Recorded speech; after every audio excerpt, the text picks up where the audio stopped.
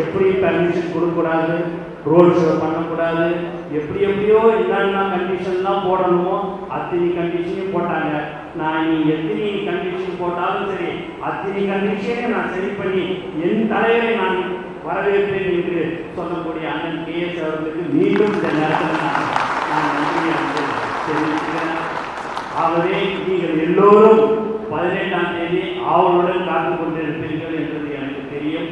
நீங்கள் உங்களுடைய ஒன்றியம் நகரத்தில் அங்கேருந்து யாரை நீங்கள் பத்திரமா இட்டுன்னு வரீங்களோ அவங்கள பத்திரமா இட்டுன்னு போய் அதே மாதிரி அவங்கள இட்டுன்னு போயிட்டு விடணும். அந்த மாதிரியான இதெல்லாம் எல்லா வேலையும் நீங்கள் கரெக்டாக செய்ய வேண்டும் என்று நான் கேட்டுக்கொள்கிறேன். பாதுகாப்பு தான் ரொம்ப முக்கியம். மக்களுக்கு நாம் பாதுகாப்பாக இருக்க வேண்டும்.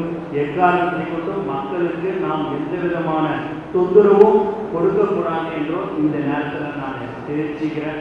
அது மட்டும் பார்த்தீங்க அப்படின்னா எங்கள் அண்ணன் ரத்தின சுருக்கமாக எல்லா விஷயத்திலையும் KS அண்ணன் அவர்கள் ரொம்ப சுருக்கமாக அழகாக பேசுகிறாரு. உண்மையாக அவருடைய பேச்சு எனக்கு ரொம்ப ரசித்து நான் பார்க்க வேண்டிய ஒரு இதுவாக இருக்குது. ஏன்னா நான் நிறையா சில நேரத்தில் எதாவது நிறையா பேசுகிறேன். ஆனால் எங்கள் அண்ணன் அழகாக சுருக்கமாக பேசுகிறாரு. அதுக்கும் இந்த நேரத்தில் நான் நன்றி தெரிவிச்சுக்கிறேன். என்னடா அடிக்கடி அண்ணனை பற்றியே சொல்லிட்டு இருக்கிறேன்னு நீங்கள் நினைக்கலாம். உண்மையாக மனசார எங்கள் தளபதி அவரிடம் கையை காட்டி அண்ணனுக்கு எந்த ஒரு சின்ன குறையோ மரியாதை குறையும் இல்லாமல் இருக்கக்கூடாது.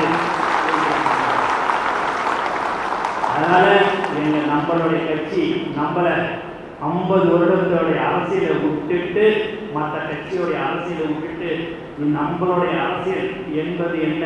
கடந்த 30-32 வருடமாக நலத்திட்ட உதவிகளையும் மக்களுக்கு சேவை செய்யும் போன்ற ஒரு கட்சியாக நம்மளுடைய தமிழக வெற்றி கழகம் இருந்து கொண்டிருக்கிறது. அந்த கட்சியில் நம்ம அண்ணன் இன்னைக்கு வந்திருக்கிறாரு.